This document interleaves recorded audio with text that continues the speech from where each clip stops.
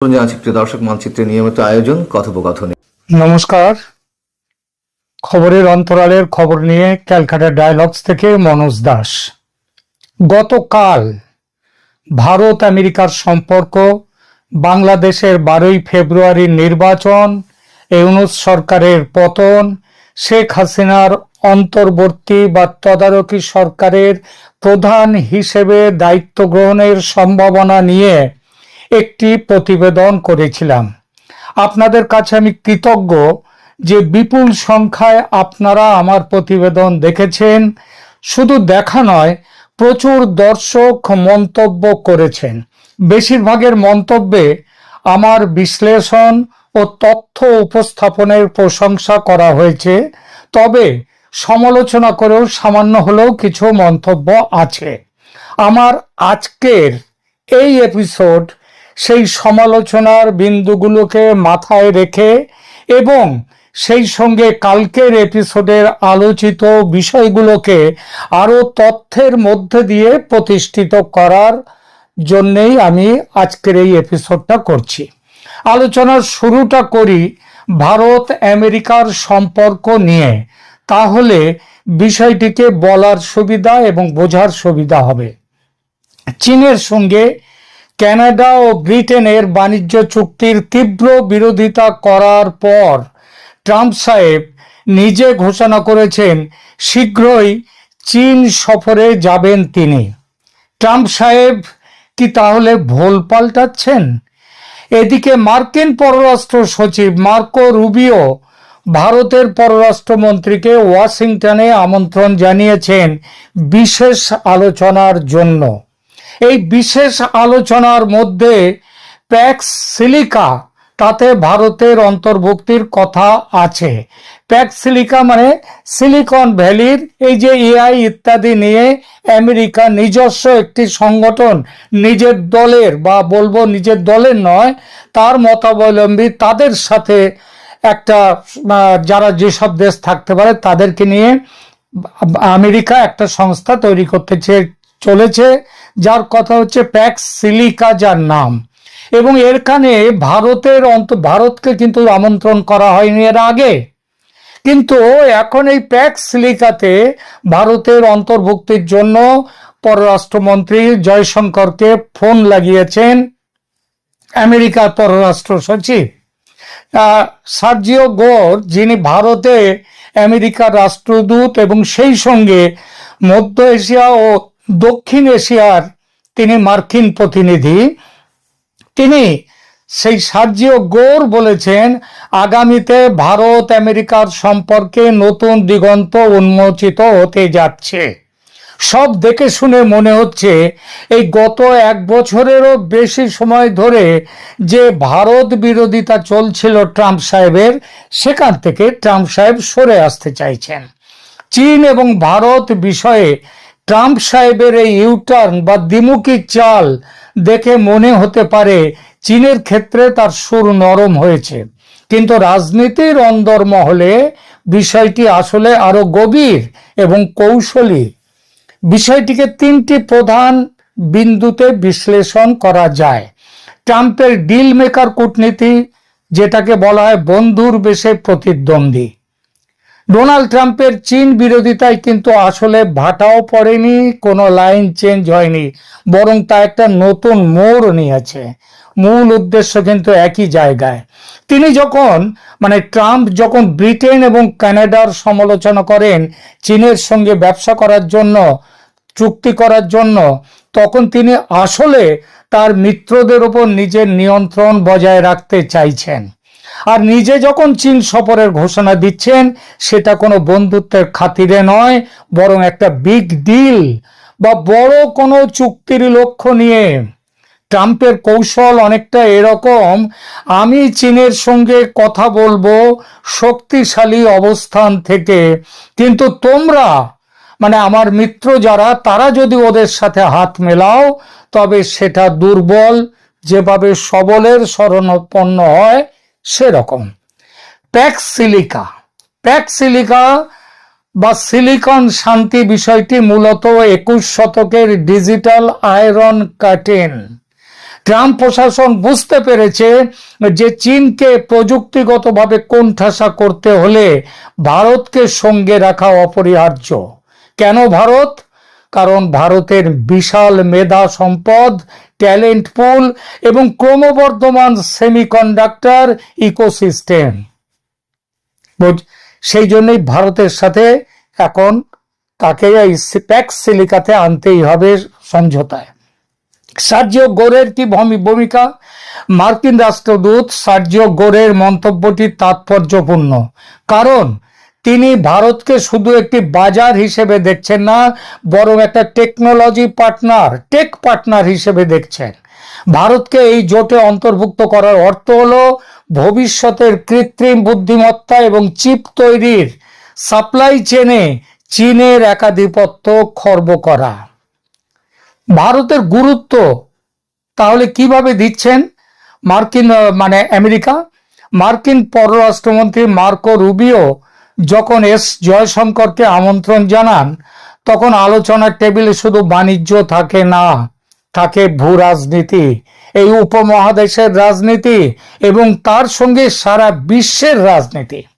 Trump জানেন যে মোদী সরকারের সাথে তার ব্যক্তিগত সুসম্পর্ক কাজে লাগিয়ে তিনি এশিয়ায় চীনের প্রভাব কমাতে পারবেন। এছাড়া অন্য কোনো পথ নেই তার সামনে। তাই একদিকে তিনি চীনের ওপর শুল্কের খড়গ খাড়া ঝুলিয়ে রেখেছেন, আর অন্যদিকে ভারতকে প্রযুক্তির হাই টেবিলে জায়গা দেওয়ার আমন্ত্রণ জানিয়েছেন। বুঝলেন? পুরো বিষয়টা একটা দাবার চাল। সংক্ষেপে বলতে গেলে ট্রাম্প যে রাস্তা পাল্টেছেন তা নয়, কিন্তু ভারতের ক্ষেত্রে তিনি অত্যন্ত বাস্তববাদী হয়ে উঠেছেন। তিনি বুঝেছেন চীনকে একা হারানো কঠিন, তাই ভারতকে পাশে রাখা এবং তার নিজের মিত্রদের চীনের থেকে দূরে সরিয়ে রাখাটাই এখন আমেরিকার প্রধান অস্ত্র। এই প্রেক্ষিতে প্রশ্ন ওঠে, উপমহাদেশের ভূ রাজনীতিতে কি ধরনের পরিবর্তন তাহলে আসতে চলেছে? আমেরিকা কি এবার বাধ্য হবে বাংলাদেশ বিষয়ে ভারতের মতামতকে গুরুত্ব দিতে? ভারতের অন্যতম দাবি হলো নির্বাচন করতে হবে আওয়ামী লীগকে নিয়ে এবং নিরপেক্ষ তদারকি সরকারের অধীনে। এই দুটো বিষয় কি হবে তাহলে? দেখুন, 2026 সালে দাঁড়িয়ে আমরা দেখছি যে ডোনাল্ড ট্রাম্পের আমেরিকা ফার্স্ট নীতি এবং ভারতের স্ট্র্যাটেজিক অটোনমি, অর্থাৎ আমি রাশিয়ার দিকেও নয়, আমেরিকার দিকেও নই, আমি রাশিয়ারও বিপক্ষে নই, আমেরিকারও বিপক্ষে নেই। আমি আমার নিজের স্বার্থ দেখে কোথায় কি করতে হবে আমি সেটা করব। এবং এই যে ভারতের স্ট্র্যাটেজিক অটোনমি এবং আমেরিকার ফার্স্ট নীতি, এরা একে অপরের পরিপূরক হয়ে উঠেছে। বাংলাদেশ ইস্যুতে আমেরিকার অবস্থানে যে পরিবর্তন আসার সম্ভাবনা তৈরি হতে চলেছে, এই পরিবর্তন বাস্তবায়ন তার পেছনে তিনটে জোরালো কারণ আছে। প্রথমত হচ্ছে স্থিতিশীলতা বনাম গণতন্ত্রের পরীক্ষা। জো বাইডেন প্রশাসনের সময় আমেরিকার নীতি ছিল মূলত গণতান্ত্রিক ও মানবাধিকার কেন্দ্রিক, কিন্তু ট্রাম্প প্রশাসনের দৃষ্টিভঙ্গি অনেক বেশি বাস্তববাদী বা প্র্যাগমেটিক। ট্রাম্পের কাছে দক্ষিণ এশিয়ায় ভারতের চেয়ে বড় কোনো মিত্র নেই। ভারত বরাবরই বলে আসছে যে আওয়ামী লীগকে বাইরে রেখে নির্বাচন করলে বাংলাদেশে রাজনৈতিক শূন্যতা তৈরি হবে, যা চরমপন্থী গোষ্ঠীগুলোর জন্য বড় সুযোগ এনে দিতে পারে এবং দিচ্ছে। আর আমেরিকার ট্রাম্প প্রশাসন এতদিন এই বিষয়ে লিপ সার্ভিস দিয়ে গেছে কেবল, অর্থাৎ তেমন কোনো গুরুত্ব দেয়নি, কিন্তু এখন দিচ্ছে। ইতিমধ্যেই বাংলাদেশে ধর্মীয় উগ্রবাদ এবং সংখ্যালঘু সুরক্ষা নিয়ে উদ্বেগ প্রকাশ করেছে আমেরিকা। যেহেতু ভারতের নিরাপত্তা উদ্বেগ এবং ট্রাম্পের কাউন্টার টেররিজম পলিসি একটাই সুতোয় বাঁধা, তাই ওয়াশিংটন এখন ঢাকার চেয়ে দিল্লির চশমা দিয়ে বাংলাদেশ পরিস্থিতিকে বেশি গুরুত্ব দিচ্ছে। এই প্রসঙ্গে উঠে আসে প্যাক্স সিলিকা, যার কথা একটু আগে বললাম, এবং আমেরিকার কৌশলগত বাধ্যবাধকতা। ভারতকে যখন প্যাক্স সিলিকা বা বৈশ্বিক সেমিকন্ডাক্টর ও এআই মানে আর্টিফিশিয়াল ইন্টেলিজেন্স সাপ্লাই চেনের মূল অংশীদার করা হচ্ছে, তখন আমেরিকার জন্য ভারতের প্রতিবেশী অঞ্চলের স্থিতিশীলতা রক্ষা করা জরুরি। যদি বাংলাদেশ অস্থিতিশীল বা ভারত বিরোধী কোনো শক্তির সেখানে ডেরা তৈরি হয়, তবে ভারতের উত্তর পূর্বাঞ্চল এবং সামগ্রিকভাবে অর্থনৈতিক করিডোর ক্ষতিগ্রস্ত হবে। আমেরিকা কখনোই চাইবে না তাদের প্রধান টেকনোলজি পার্টনার ভারত তার নিজের আঙিনায় কোনো নিরাপত্তা সংকটে থাকুক। এই যে জ্ঞানটা, এটা সম্প্রতি হয়েছে।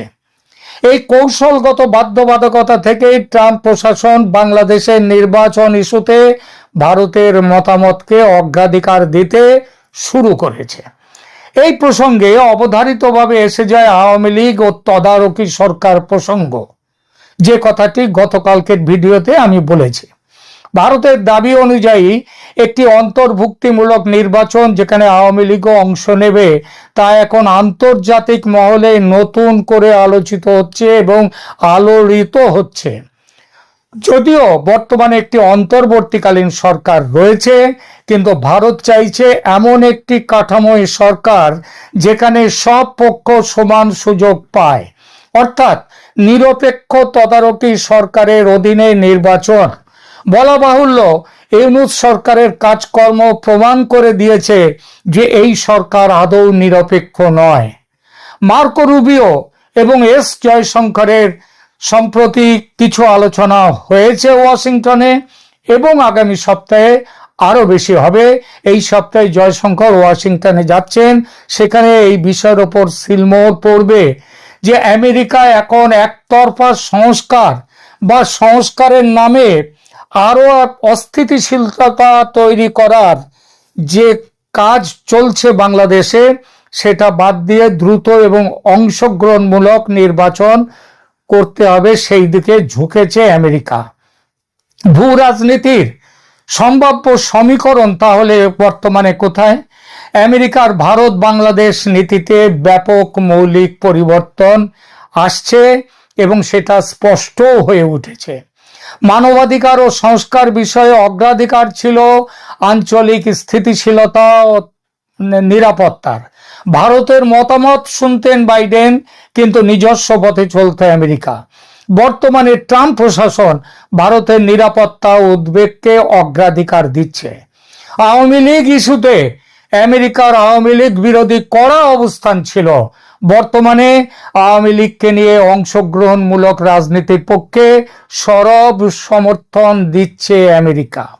মূল কথা তার মানে দাঁড়াচ্ছে, ট্রাম্প সাহেব পাওয়ার পলিটিক্স এতদিনে বুঝতে শিখেছেন। তিনি জানেন যে এশিয়ায় চীনকে রুখতে হলে ভারতকে পুরো সমর্থন দিতে হবে, আর সেই সমর্থনের বিনিময়ে বাংলাদেশকে নিয়ে ভারতের কৌশল যেটা আছে সেটা মেনে নেয়াই হলো আমেরিকার পক্ষে, ট্রাম্প সাহেবের পক্ষে একটা সহজ ডিল।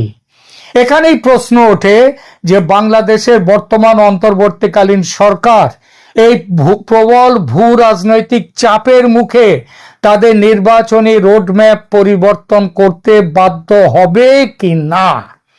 বাংলাদেশের রাজনীতির বিশ্লেষকদের একটা বড় অংশের সঙ্গে সাধারণ মানুষের বৃহৎ অংশ মনে করে ইউনূস সরকার এই প্রবল ভূ রাজনৈতিক চাপের মুখে 12 ফেব্রুয়ারি নির্বাচন স্থগিত করতে বাধ্য হবে। অনেকে এটাও মনে করেন যে যেহেতু ইউনূস সরকার আদৌ নিরপেক্ষ নয়, তাই এই সরকারের পতন অবশ্যম্ভাবী এবং নতুন তদারকি সরকারের অধীনে নির্বাচন হবে। আমি আমার গতকালের প্রতিবেদনে এই বিষয়টি নিয়ে বলেছিলাম যে সেই তদারকি সরকারের প্রধান হিসেবে শেখ হাসিনা দায়িত্ব নিতে পারেন। এই বিষয়টির বাস্তবতা কতখানি দেখা যাক। দেখুন, ভূ রাজনীতির দাবার বোর্ডে আমার গতকালের বিশ্লেষণটি হয়তো অনেকের কাছে বড় বেশি সাহসী এবং কৌতূহল উদ্দীপক মনে হয়েছে, কারো কারো মনে হয়েছে আমার সিদ্ধান্ত তথ্য নির্ভর নয়। এর উত্তরে বলি, রাজনীতিতে ও কূটনীতিতে অনেক কিছু পর্দার আড়ালে ঘটে, পর্দার সামনে আসতে সময় নেয়। বিশ্লেষকরা পর্দার সামনের ঘটনা নিয়ে মাথা ঘামান অবশ্যই, তবে তাদের ভাবনায় থাকে পর্দার আড়ালের ঘটনাও। এই ভাবনা থেকে তারা পৌঁছে যান ভবিষ্যতে কি ঘটতে চলেছে সেই জায়গাতে।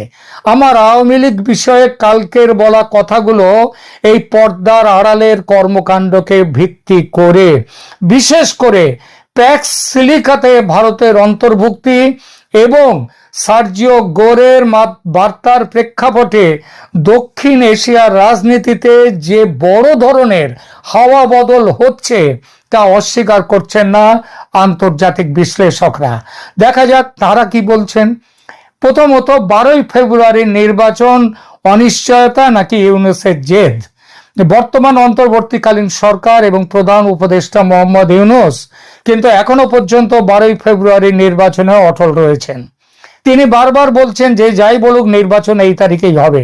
তবু কেন সন্দেহ? কারণ নিরাপত্তা উদ্বেগ। ভারত বলেছে বাংলাদেশে ভয়ঙ্কর পরিস্থিতি, গৃহযুদ্ধের মুখে বাংলাদেশ।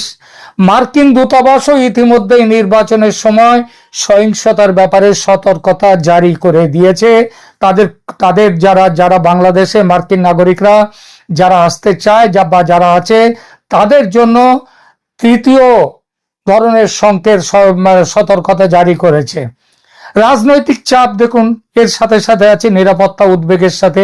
ভারতের নিরাপত্তা উদ্বেগ এবং আমেরিকার নতুন প্রশাসনের স্থিতিশীলতার নীতির চাপে শেষ মুহূর্তে নাটকীয় মোড় আসতে বাধ্য।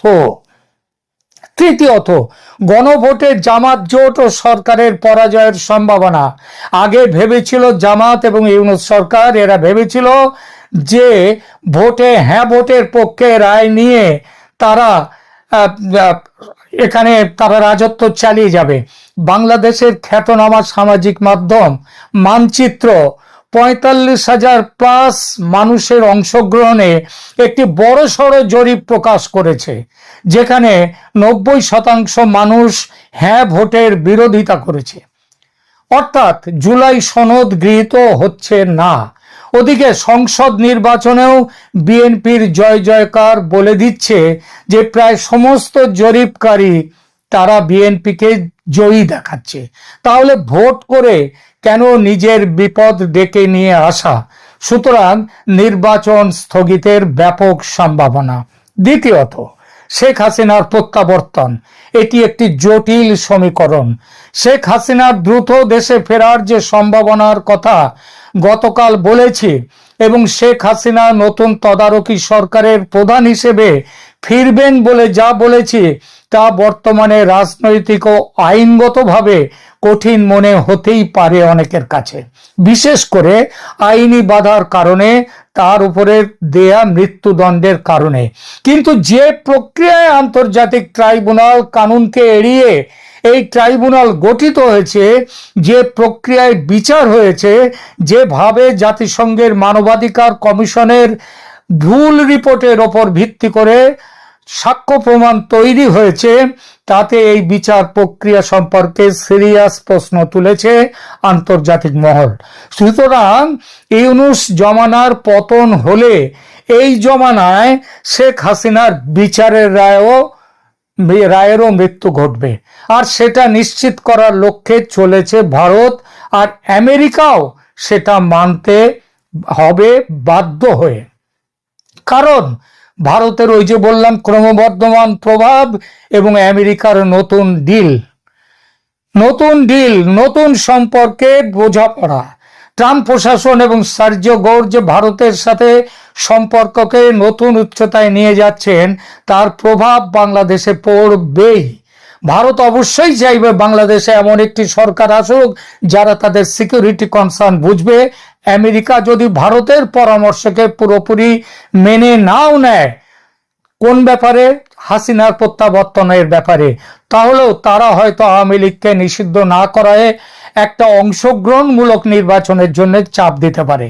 সে সরাসরি শেখ হাসিনাকে প্রদান করে নতুন তদারকি সরকারের ধারণাটি এই মুহূর্তে একটি দূরবর্তী পলিটিক্যাল থ্রিলারের মতো মনে করতে পারেন কেউ কেউ, কিন্তু মনে রাখবেন, sometimes truth is a stranger than fiction, অর্থাৎ কল্পনার চেয়েও সত্যি হয়ে ওঠে বাস্তব। কে ভেবেছিল নির্বিষ কোটা বিরোধী একটা আন্দোলনের ফলে 5 আগস্ট 2024 শেখ হাসিনার সরকারের পতন হবে? দেখুন, ভূ রাজনীতিতে অসম্ভব বলে কিছু নেই, তবে বর্তমান প্রেক্ষাপটে ইউনূস সরকারের পতন বা শেখ হাসিনার ফেরা দুটোই নির্ভর করবে বাংলাদেশের অভ্যন্তরীণ শান্তি শৃঙ্খলার ওপর। শান্তি শৃঙ্খলা বিপর্যস্ত হলে আগামী 10-12 দিনে কোথায় গিয়ে পৌঁছয় পরিস্থিতি সেটা দেখবেন। আর ভারতের সাথে ট্রাম্পের কৌশলগত লেনদেনের ওপরও এটা নির্ভর করছে, যে লেনদেন বা ডিল ইতিমধ্যেই অলমোস্ট ডান। আমি আবার বলছি, অলমোস্ট ডান। সুতরাং 12 ফেব্রুয়ারি ভোট হচ্ছে না, ইউনূস যাচ্ছেন, নতুন তত্ত্বাবধায়ক সরকার আসছে এবং সে সরকারের প্রধান হচ্ছেন এখনো দেশের আইনগতভাবে ডিজুরে প্রধানমন্ত্রী যিনি আছেন, সেই শেখ হাসিনা। তিনি আর ডিজুরে প্রধানমন্ত্রী থাকবেন না, তিনি হবেন